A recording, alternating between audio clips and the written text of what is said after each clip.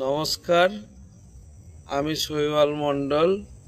Amriti college of এডুকেশনের TIC এবং সাথে রয়েছেন আমাদের কলেজের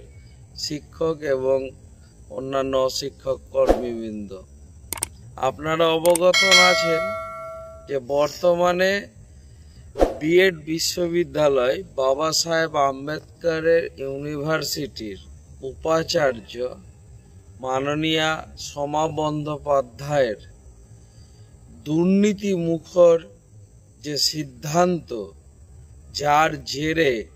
প্রায় 25,000 ছাত্রছাত্রী এবং আমাদের মতন রাজ্য জুড়ে এই 10,000 কর্মীদের আজ ভবিষ্যৎ অনিশ্চয়তার মুখে পড়েছে। উনি ওনার চারপাশে থাকা কিছু কুচক্রীর অঙ্গুলি হেলনে এবং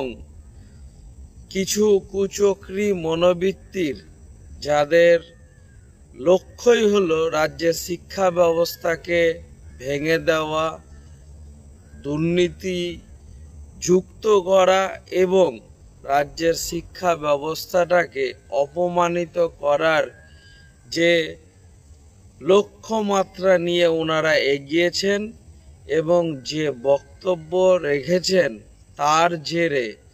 ছাত্রছাত্রীর ভর্তি প্রক্রিয়া যে অনিশ্চয়তার মুখে পড়েছে, তার সাথে সাথে আমাদেরও আসন্ন ভবিষ্যৎটাকে আজ অত্যন্ত অনিশ্চয়তার মুখে দাঁড় করিয়ে দিয়েছেন। আমরা ধন্যবাদ জানাই ওয়েস্ট বেঙ্গল টিচার এডুকেশন ফোরামের কর্ণধার মাননীয় মলয়পীঠ মহাশয় এবং অল ইন্ডিয়ান ইমাম অ্যাসোসিয়েশনের সভাপতি এবং আমাদের এসসি এসটি সেলের যারা যে সভ্য সদস্যবৃন্দ, মতুয়া সম্প্রদায়, যারা আমাদের এই বর্তমান সমস্যাটা লক্ষ্য করে আমাদের পাশে এসে দাঁড়িয়েছেন এবং ভিসির এই অন্যায়ের বিরুদ্ধে রুখে দাঁড়িয়েছেন। আমরা আমাদের এই বক্তব্যের মধ্যে দিয়ে মাননীয়া মুখ্যমন্ত্রী, রাজ্যের মুখ্যমন্ত্রী মাননীয়া মমতা ব্যানার্জি তথা রাজ্যপাল এবং শিক্ষামন্ত্রীকে দৃষ্টি আকর্ষণ করতে চাইছি এবং ওনার কাছে করজোড়ে আবেদন জানাতে চাইছি যে ওনারা এর একটা শীঘ্রই সমাধান করুক, যাতে করে বর্তমানে এই 2023-25 শিক্ষাবর্ষের যে 25,000 ছাত্রছাত্রীর